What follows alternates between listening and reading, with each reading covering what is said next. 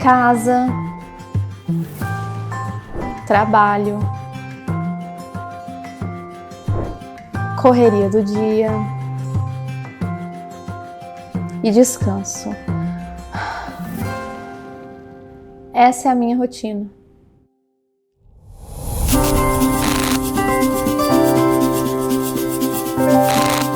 Olá, que bom ter você aqui. Agora eu já posso me apresentar para você. Eu sou a Aline Mediato, eu sou acompanhante terapêutica mais conhecida como AT e eu quero contar um pouco dessa história para você. Vem me acompanhar nessa vida de AT.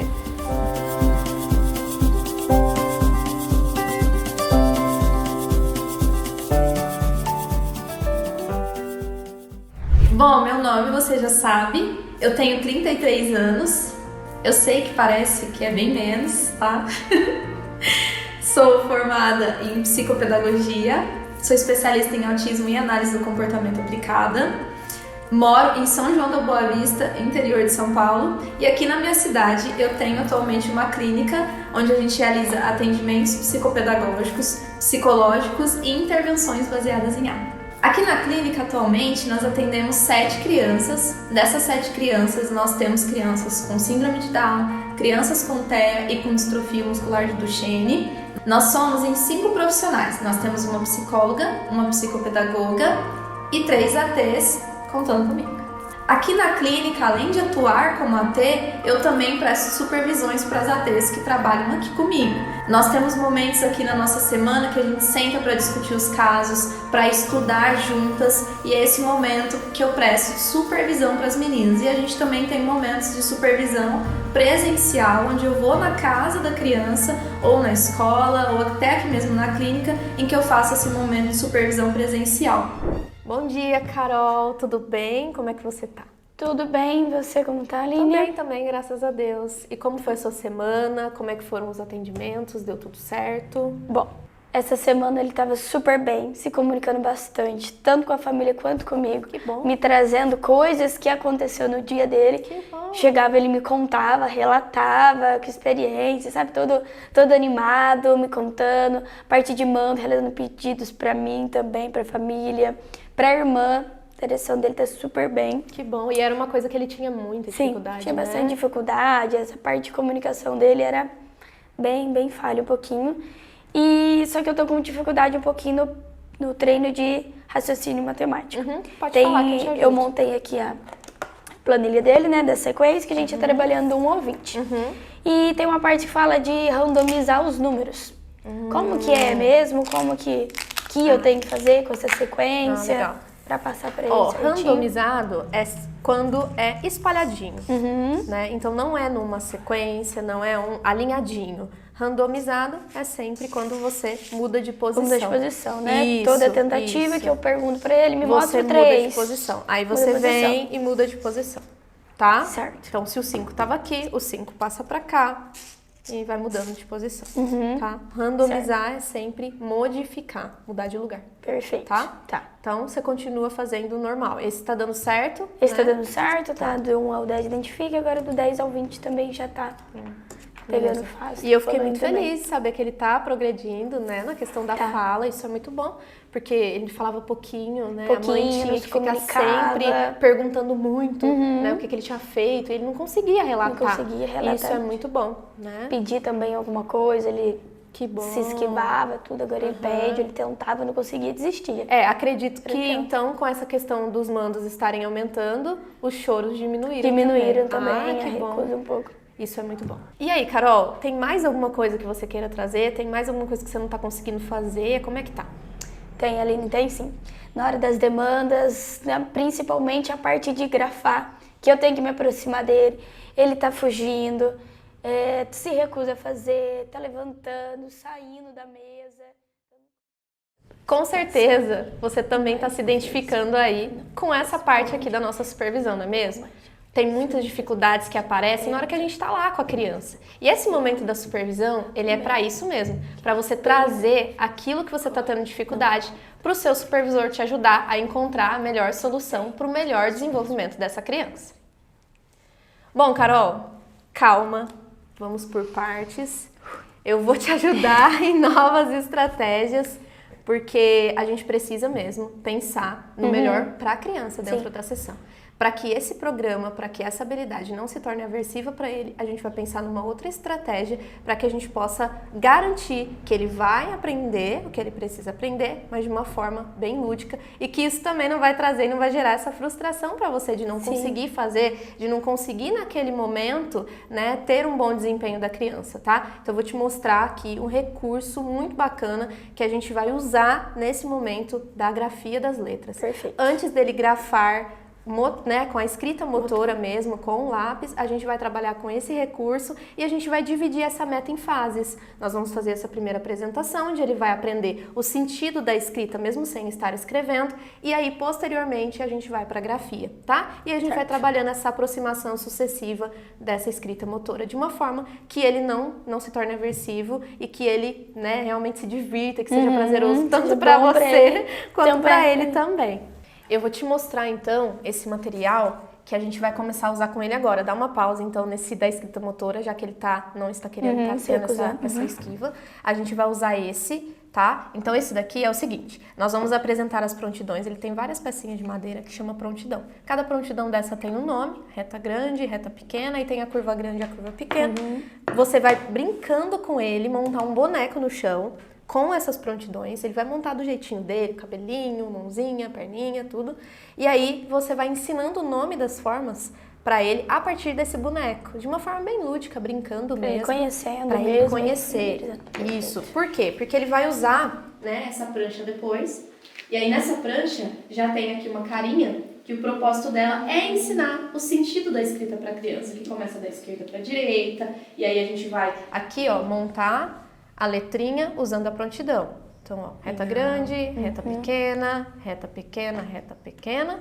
E aí, ele passa o dedinho por cima e assim ele vai montando todas as vogais. Então, o que a gente vai fazer? A gente vai acrescentar uma fase no PEI dele, porque tá tendo essa recusa, para não se tornar aversivo, a gente traz essa nova proposta para fazer a aproximação sucessiva. Vou acrescentar lá, então, mais uma fase, tá? E em relação à questão da esquiva, dessa fuga, você vai perceber, né, que tornando mais lúdico, mais atrativo, mais motivador, isso vai diminuir. E você também pode ensinar para ele a pedir por pausas. Então, eu quero parar agora, porque como ele já consegue verbalizar, você pode falar para ele, você não quer esse? Então, você pode falar, eu não quero, vamos fazer outra coisa? Depois você tenta voltar. Então, a gente trabalhar também essa questão dele conseguir pedir pelas pausas. Ao invés dele se levantar, dele fugir, ele pede, né? Ele pede para poder fazer outra coisa, ou então por um descanso, tá bom? Certo. E a gente vai acrescentar, então, isso, tá? Faz a análise funcional sempre, coloca no fichário, tá bom? Deixa aí pra gente poder analisar juntas, tá? Certo. E aí, tá mais tranquila agora? Agora tô um pouquinho mais tranquila, né? Nada que algumas estratégias pra gente conseguir ir resolvendo, né? Mas tudo isso faz parte, viu, Carol? E é importante você trazer pra gente encontrar as soluções, as melhores soluções juntas. Trabalhando junto. E também pra você, né, se sentir bem enquanto você também está ali com a criança, porque isso também é muito importante. Você tem que estar bem pra você conseguir. Tá tranquilo pra conseguir, né, realizar tanto bom pra ele quanto pra mim também. Exatamente. Muito bom. É isso aí, Carol. Então, boa semana pra gente, né? E é isso. Começar. Vamos lá.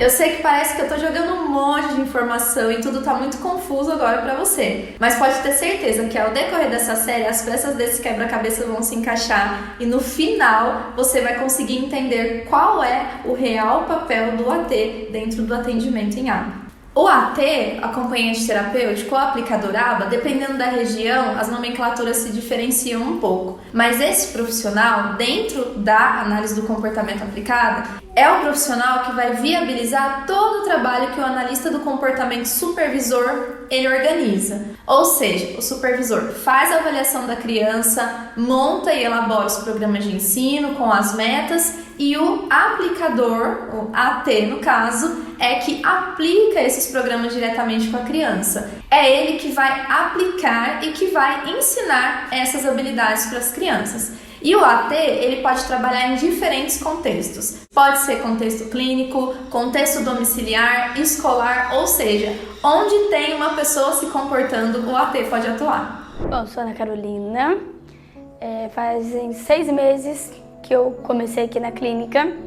Eu conheci a aba através da minha amiga de faculdade, que inclusive trabalha aqui na clínica também. Foi por indicação dela que eu comecei aqui. Ela conheceu a Aline no estágio e ficou maravilhada, né, com o mundo da aba, e sempre contava: Carol, é isso, Carol, aquilo, Carol, vamos pra lá, quando precisar de alguém vou falar pra Aline. E eu confesso que eu tinha medo, porque eu trabalhava em outra área, não era na parte, né, da pedagogia, que é minha formação, mas era um trabalho seguro. Estava registrada, foi meu primeiro emprego, trabalhei lá, fiz estágio, voltei para lá no momento da pandemia e era um trabalho seguro. Só que ela comentou que tinha um curso, né, para fazer, inclusive eu fiz antes de entrar, da Academia do Autismo, né, para aba para pais e aplicadores. E eu falei, eu vou me arriscar, tá na hora, eu preciso. Rezei, pedi muito para Deus, falar, se for para ser, me ilumina que eu vou conseguir. E em janeiro, dia 2 de janeiro, né, a gente iniciou, então eu já comecei aqui, a gente começou com a formação com a Aline, conheci as meninas. Nos 2 primeiros meses acompanhava a maioria dos atendimentos da Aline, né, seus, que foi que eu aprendi muito. A prática da Aline, tanto a prática na teoria, é excelente. Quer aprender, pode se arriscar. E depois foram aparecendo meus casos. Hoje eu atendo 3 casos. Um tem 4 e os outros 2, 3 anos. Mesmo no começo é um pouco a insegurança de querer fazer dar certo. Eu acredito que do mesmo jeito que eu espero muito que eles evoluam, a família também tá. Então aquele medo de, nossa, será que eu consigo? Será que eu tô apta mesmo para fazer isso? A família confia em mim. Eu quero muito que eles cresçam, quero que eles evoluam, ver ali resultado neles mesmo. Por mais que eu sei que eu tô fazendo, dá aquele pouquinho de segurança. E os estudos também são muito importantes, porque no meu caso, tenho 3 crianças. Cada uma está num nível, cada uma tem uma parte de aprendizagem e é muito individualizado. Então eu preciso me atentar em cada um e para procurar o melhor para cada criança. Cada uma são N coisas que eu consigo trabalhar, mas de toda maneira individualizada. A supervisão me ajuda demais. Eu gravo os vídeos, eu anoto algumas coisas, a gente traz, né? E trabalha naquilo, não naquela dificuldade ou no problema que aconteceu. Porque às vezes eu enxergo de uma forma, só que enxergando de outra pessoa, né? A supervisora Aline tem ali uma formação, mais experiência, consegue me passar essa segurança, consegue, não tô conseguindo isso. Vamos ali bolar uma outra estratégia, vamos ali pensar de uma outra forma para conseguir evoluir, né, ir para frente. E trabalhar nessa área é uma área que a gente nunca para de estudar, porque cada dia mais evolui, sai uma pesquisa, aconteceu alguma coisa nesse caso, eu não sei, então vou procurar essa informação, porque senão eu vou ficar ali no mesmo, tentando, só que se eu não tiver informação, porque a gente, além de aprender com as crianças, também tem a parte teórica, tem essa parte de todo embasamento. Então é uma área encantadora, a gente aprende muito, a gente quer transmitir o melhor da gente, porque é uma área muito gratificante. É uma área que eu não imaginei que eu estaria, mas agora eu não me vejo em outra também. Se fosse a Carol de antes, ela não conseguiria dar esse depoimento. Gente, vocês não têm ideia de como era a Carol antes, de como ela falava, de como ela deixava de se posicionar, porque eu nem posso dizer que ela se posicionava, porque ela tinha medo até de falar. Às vezes ela fazia alguma coisa e ela tinha medo de falar pra gente que tinha feito, ou então medo de perguntar alguma coisa.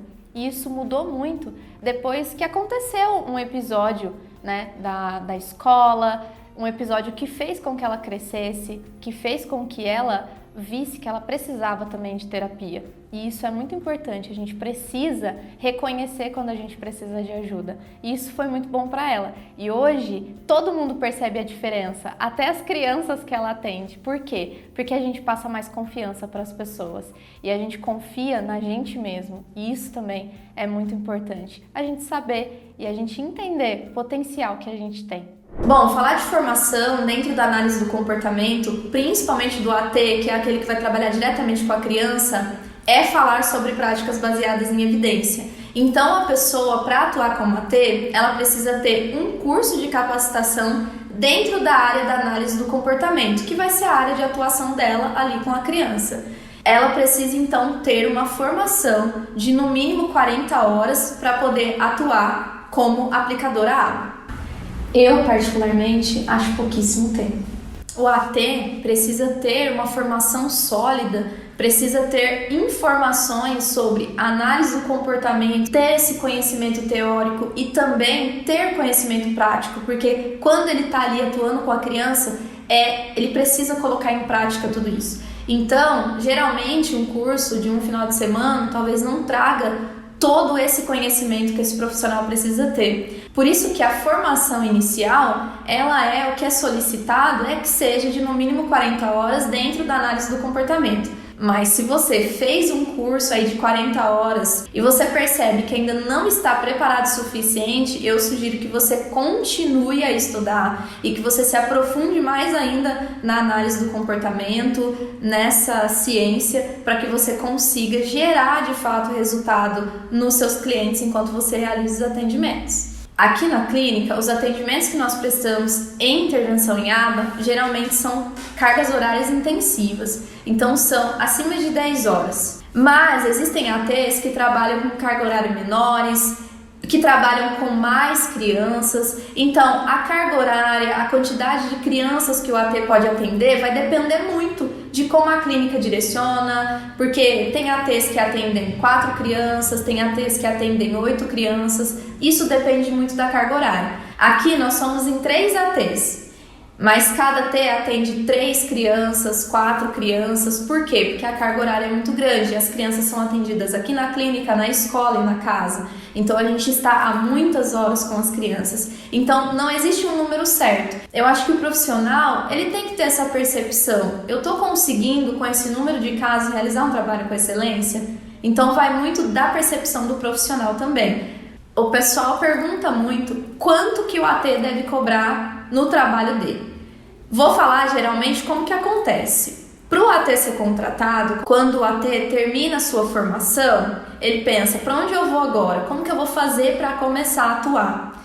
E aí eles procuram clínicas que já atuam com o trabalho em ABA para poder enviar os seus currículos, para poder pedir ali uma oportunidade de trabalho. Geralmente é assim que acontece. Ou o AT também pode fazer assim como eu fiz, ter o seu espaço, abrir o seu espaço e prestar esse serviço de forma particular.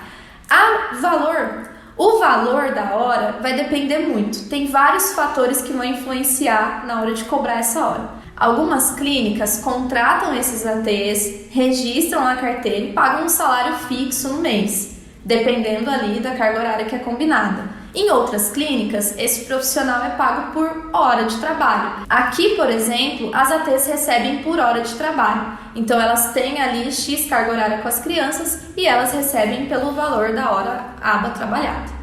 E se você está pensando em trabalhar só pelo dinheiro, sinto muito, mas vai dar muito errado. Fiquem com um trechinho do depoimento dessa mãe.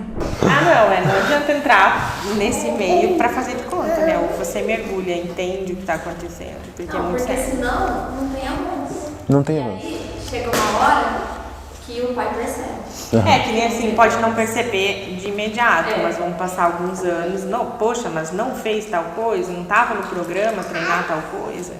E por que isso acontece? Porque o AT não está preparado, porque o AT fez um curso rápido de um final de semana e acha que está apto para atender, porque ele atua sem supervisão de um profissional analista do comportamento. Então, a tendência é o trabalho não dar certo e a mãe e os pais realmente perceberem que a criança não está tendo evolução.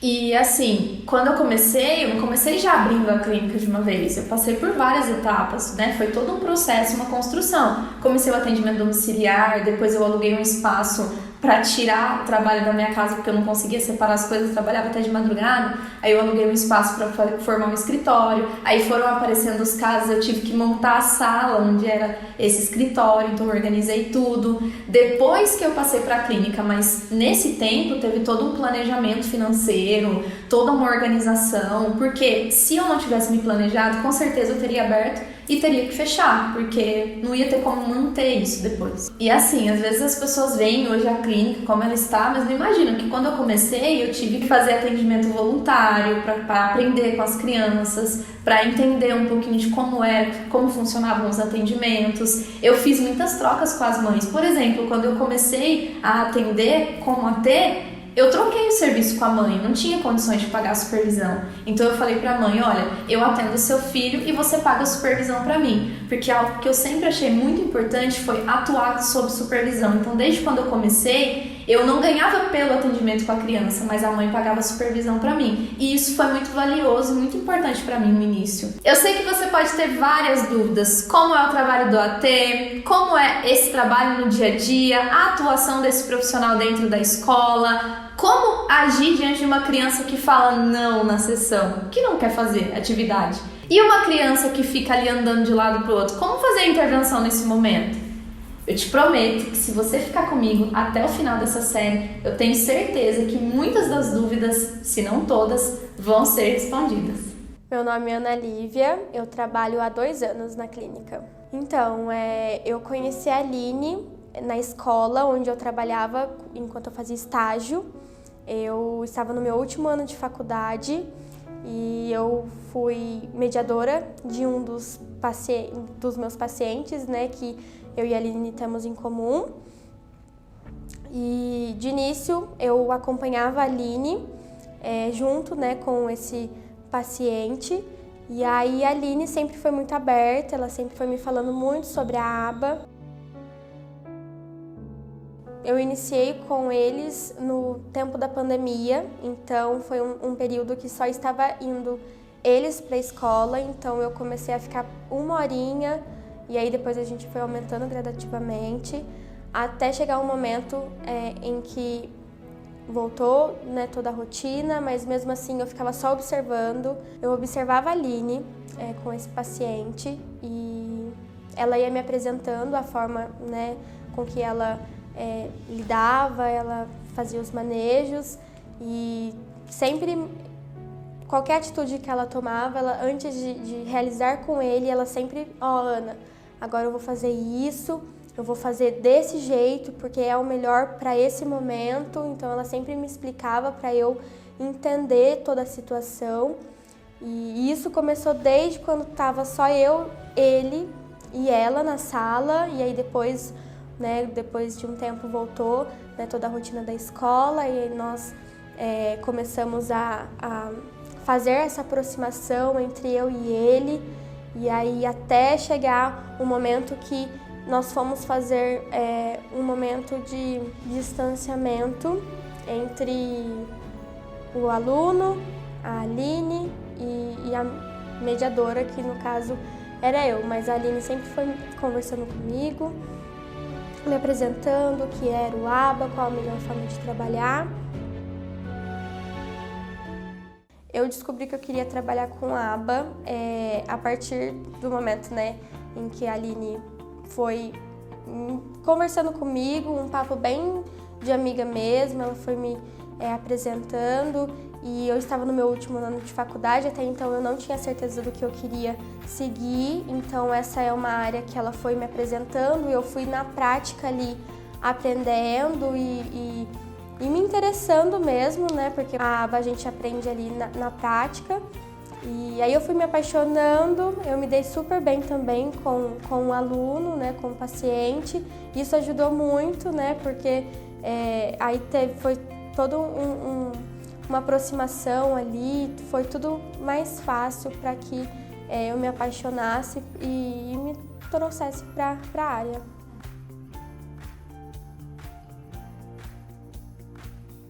Hoje eu posso afirmar, né, que eu me sinto realizada na minha área, eu me encontrei, né, diferente daquela menina que estava se formando há anos atrás, eu posso afirmar que eu estou realizada, principalmente por estar modificando, né, mudando a vida de outras crianças.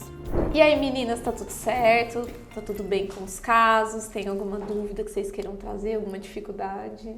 Dúvida sempre tem, né? O que vocês trouxeram aí pra gente analisar junto hoje?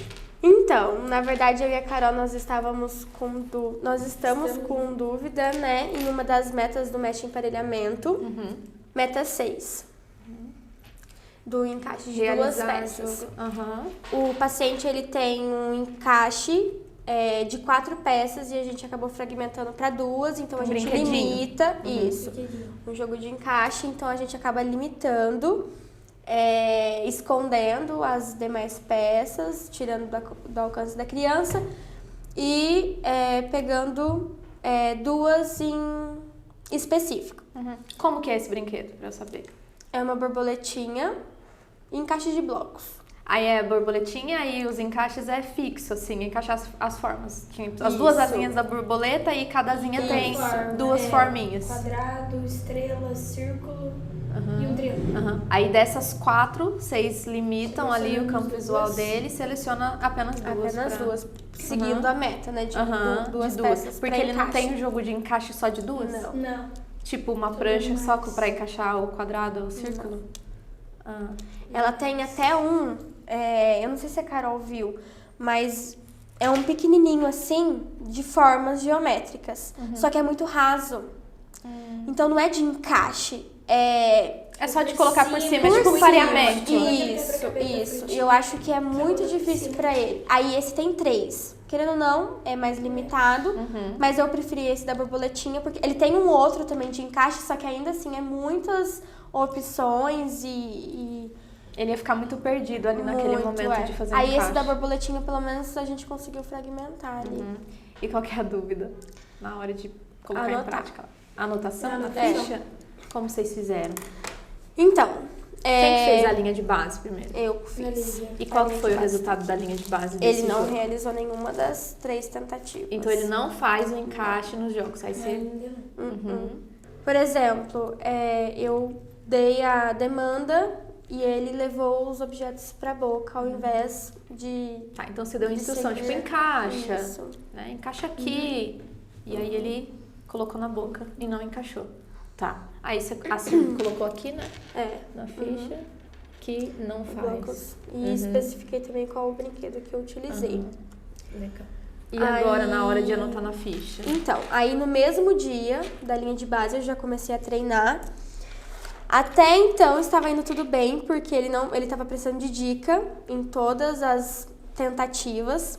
Chegou na Que quinta ajuda tentativa. que você deu nas primeiras? Dica física, em todas. Porque como ele não fez aqui, então eu já fui com dica física. Perfeito. Então você começou do mais pro menos. Isso. Só que aí chegou na última tentativa, eu usei uma folha de 5. Ele encaixou e o outro não. Perdão. Ele não encaixou e o último ele foi lá e encaixou sozinho.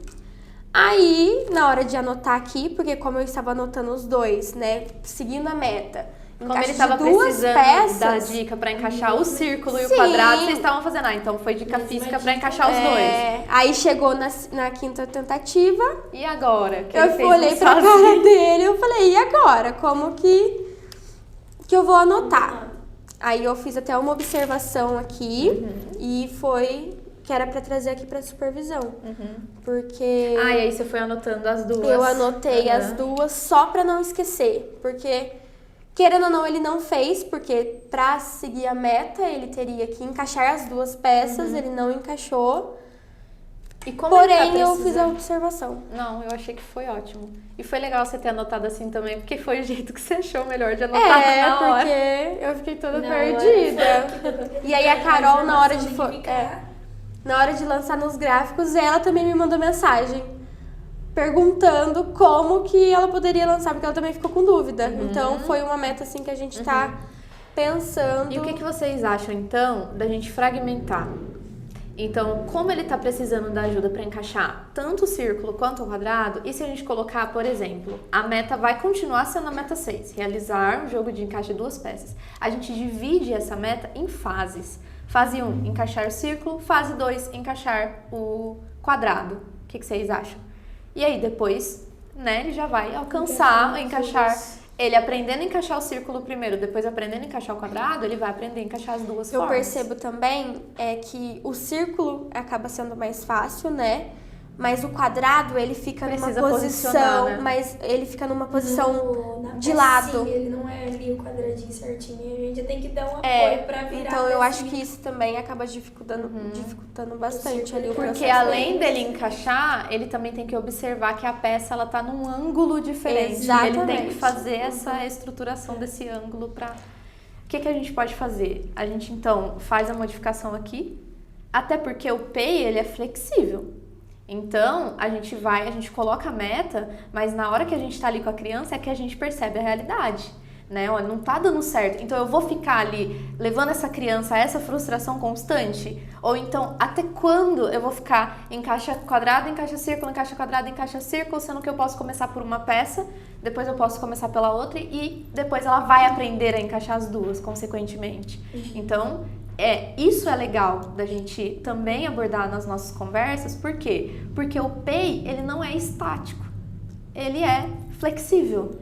Então a gente pode fazer essas alterações porque a gente vai sentindo a criança também. Porque qual que é a ideia? A ideia é ele estar feliz na sessão. É ele estar engajado, é ele estar motivado. Se ele ficar em constantes frustrações, né? Ou uma ele consegue, a outra ele não consegue, ele vai ficar frustrado. Então, acho que é interessante a gente fragmentar. O que vocês acham? Eu acho ótimo. De colocar Fica por até mais fases. fácil.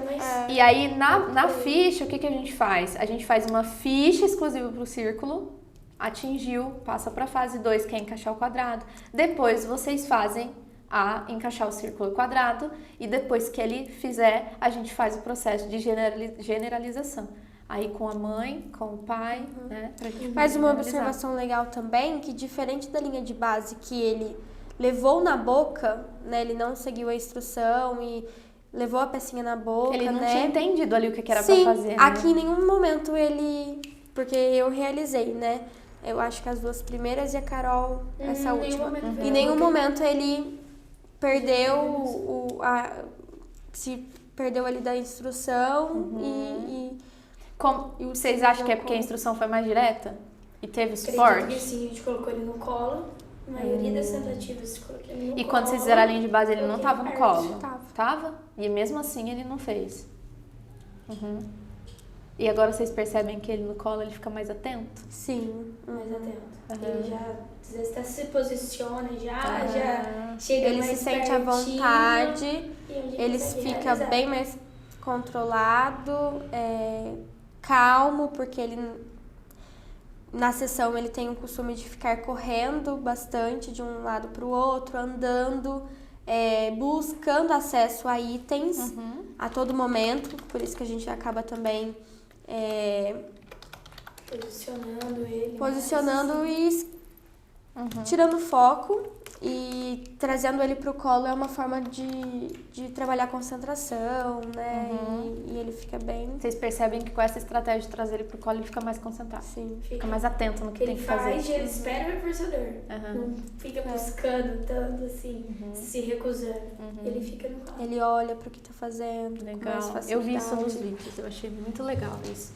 Porque ele tá olhando e também no vídeo ele busca a interação com vocês. Então ele olha pra vocês também, né? Isso é muito legal.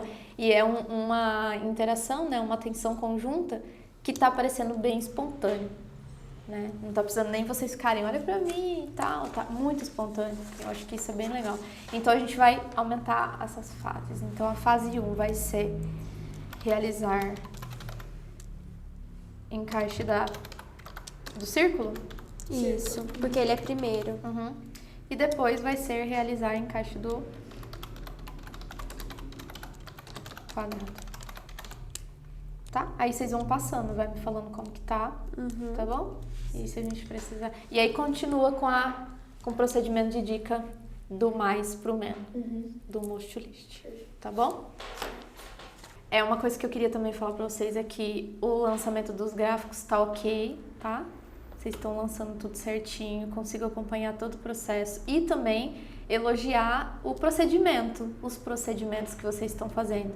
a questão do reforço, o reforço contínuo, tá tendo o procedimento do reforço contínuo, então a criança emite a resposta que é esperada pelo programa e vocês já, né, consequentemente já reforçam, isso é muito importante. E também a questão com o lançamento dos dados mesmo, nas fichas, as anotações, a coleta de dados, também tá muito bom, tá? Só para dar esse feedback para vocês também, para reforçar o comportamento de vocês, que tá tudo certinho. E eu tô muito feliz aí com o avanço desses casos, com essas informações que vocês trouxeram. Bom, meninas, obrigada, né? Foi muito bom, excelentes resultados estamos tendo. E vamos lá para mais uma semana de atendimento. Gostou do episódio? Então assista a série completa através da assinatura Se Autismo Plus. Segura pra mim, por favor. Põe aqui pra mim. Por apenas R$1 no primeiro mês, tem acesso a esse e muitos outros conteúdos. Agora vira pra frente. Parabéns. Eu quero que você fala tudo pra mim. Hoje é dia...